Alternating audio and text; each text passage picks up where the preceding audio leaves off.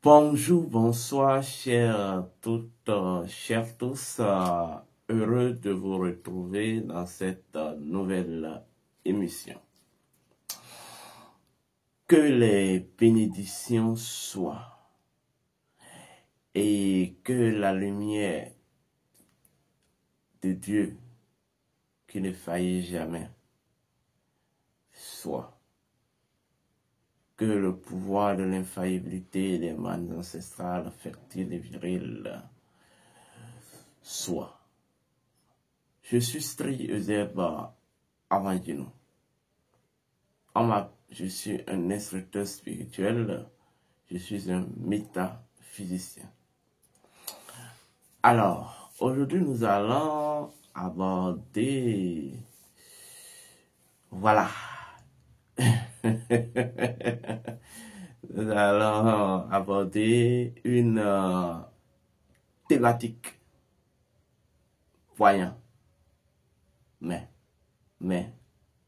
en fait, qui peut pénétrer, qui doit pénétrer et qui pénétrera les consciences. En réalité, s'il y a une vérité auquel vous devez vous éveiller, c'est que la nature n'oublie jamais rien. Oui, la nature n'oublie jamais, absolument jamais rien. La nature, ce qui caractérise même la nature et le féminin, c'est la mémoire. La nature a une mémoire.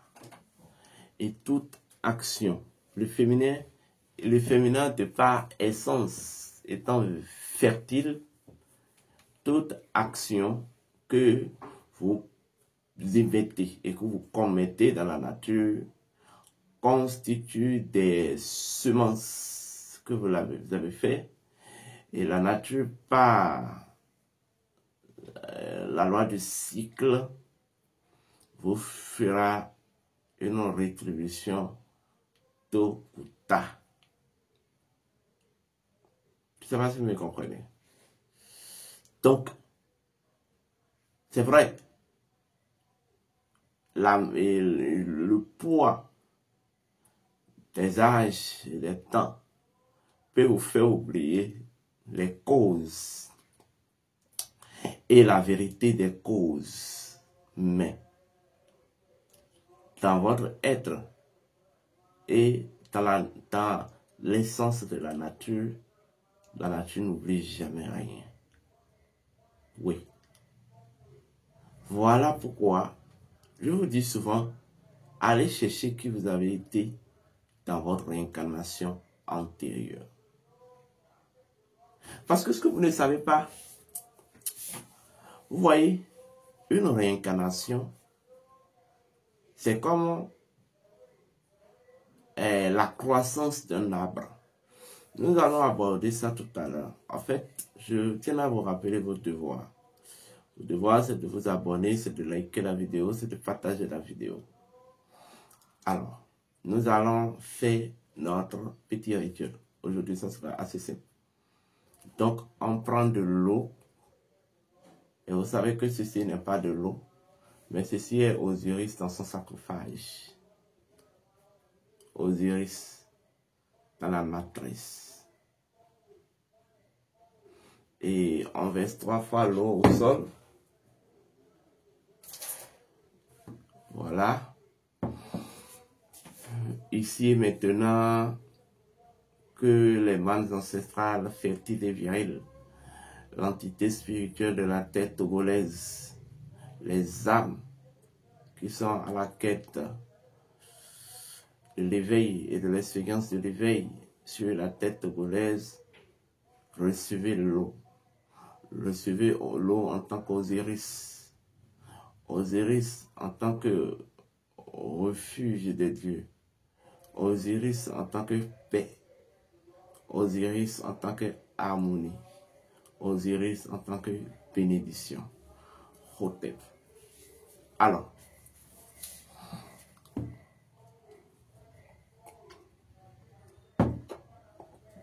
que la lumière soit. Bien, lorsque vous prenez une réincarnation, c'est comme l'expression d'une semence. C'est comme une graine.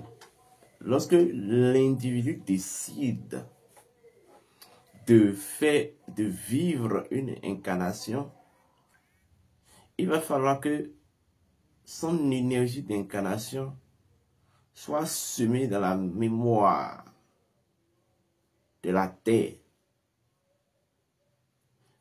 D'abord dans les dispositions, lorsque l'individu, après sa désincarnation, commence les formalités de retour dans le corps, il y a une étape très importante.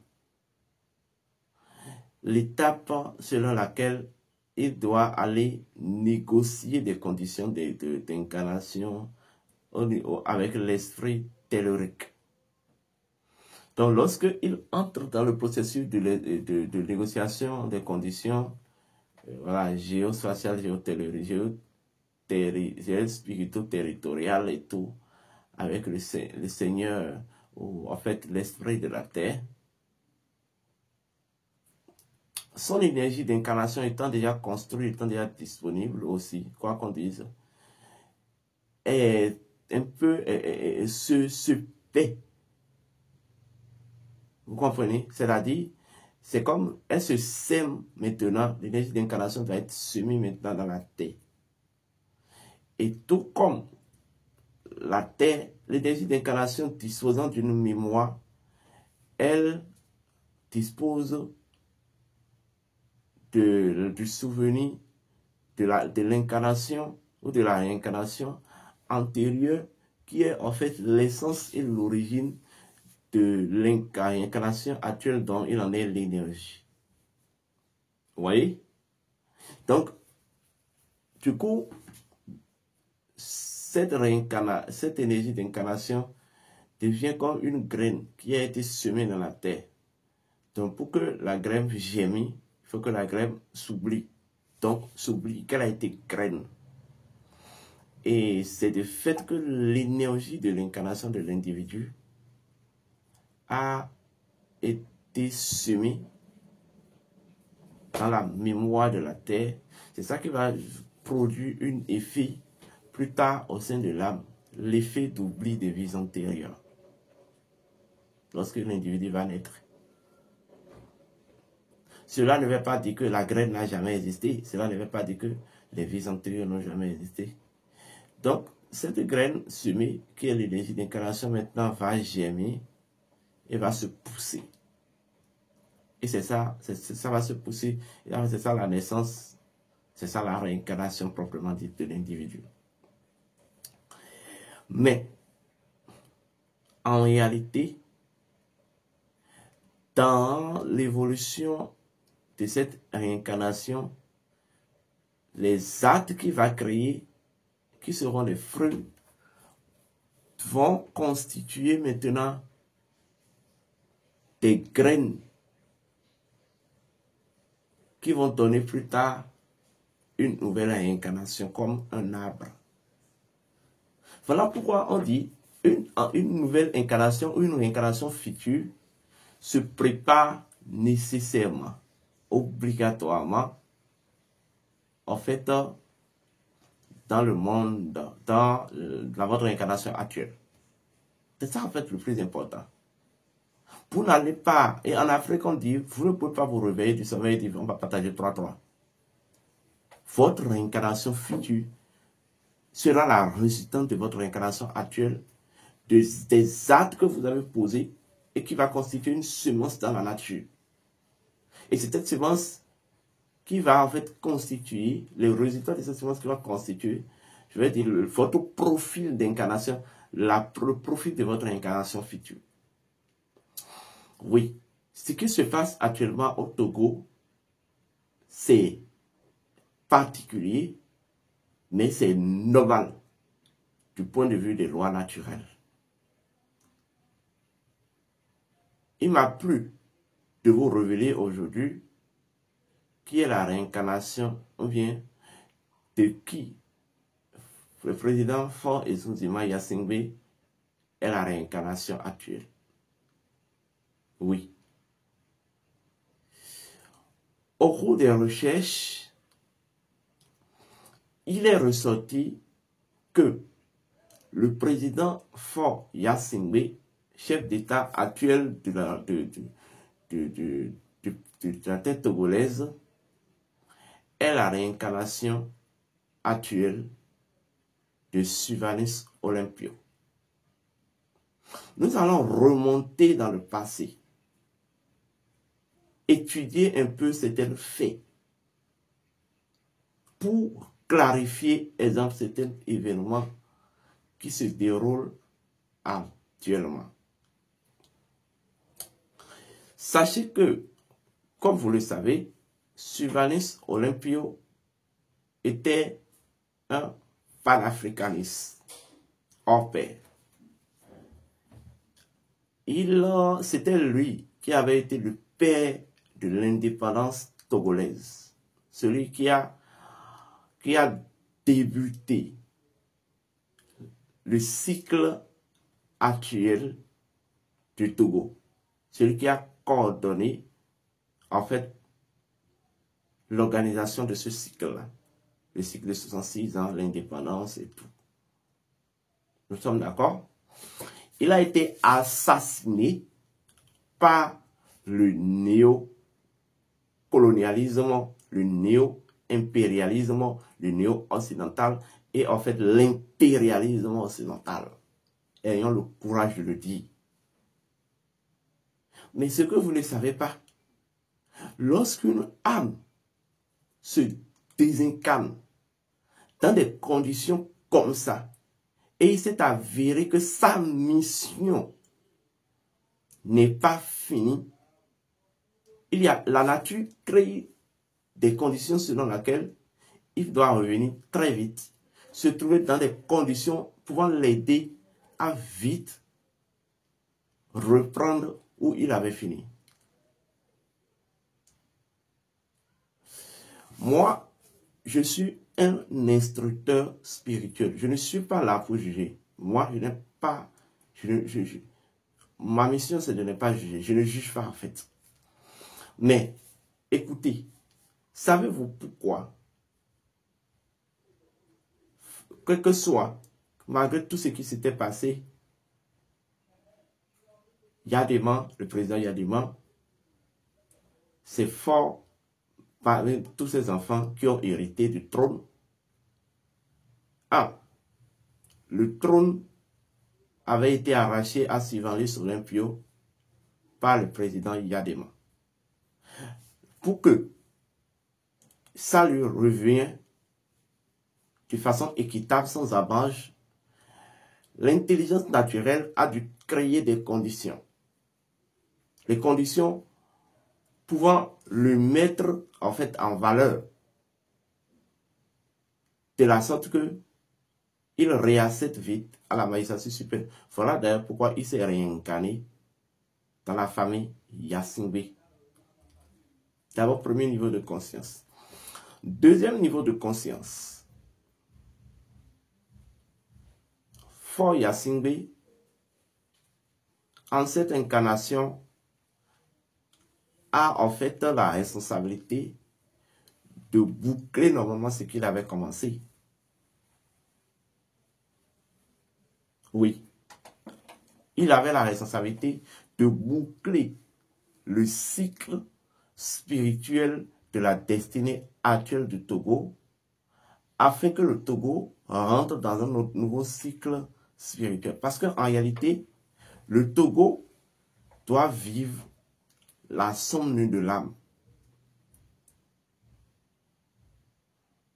Donc, c'était à lui de créer des conditions pour que, en fait, à la fin du cycle, que le Togo retrouve la lumière du jour. C'était en fait sa mission, en fait. Le principe dit, lorsque un cycle commence dans certaines mauvaises conditions, avec certaines personnes le cycle finit toujours dans des conditions, en fait, équivalentes avec les mêmes personnes. Puisque c'est Sylvanus Olympio qui avait commencé le cycle. Depuis 1960, je préfère vous prendre comme repère 1960, c'est lui qui est censé venir boucler le cycle. Et ça, si vous me comprenez, d'abord, c'est deuxième niveau de conscience. Troisième niveau de conscience. Je vais m'intéresser aux histoires de mandats. Mandat présidentiel, tout ça. C'est vrai qu'en Afrique, ceci n'a jamais posé un problème. Mais, je vais vous dire la vérité. Monsieur le président Faure Gnassingbé, vous avez déjà fini, ou vous êtes en train de finir déjà votre mission spirituelle vis-à-vis de la terre togolaise. Je vais faire des calculs pour vous prouver. Bien, le Togo a eu son indépendance en 1960. Et puis en 1963, il y a eu en fait pause aux vacances de pouvoir par ce qui est arrivé à Sylvanus Olympio. Ça veut dire après 3 ans. Après 3 ans dans le cycle actuel. Le cycle tutélaire actuel. Donc, maintenant, nous allons essayer de retrouver la perfection du 3. Pour retrouver la perfection d'un nombre, c'est de prendre le nombre et de multiplier par 7. Donc, lorsqu'on multiplie, cela donne 3 fois 7, 21. Bien. Ce qui signifie quoi? Vous êtes censé rester 21 ans au pouvoir. Ce n'est pas alors pour rien que tout s'est aménagé pour que c'est à partir de votre 20e année que certaines crises commencent. La terre togolaise, l'entité spirituelle de la terre togolaise, le monde invisible, les mannes ancestrales de cette terre vous ont confié spirituellement la destinée de cette terre pendant 21 ans.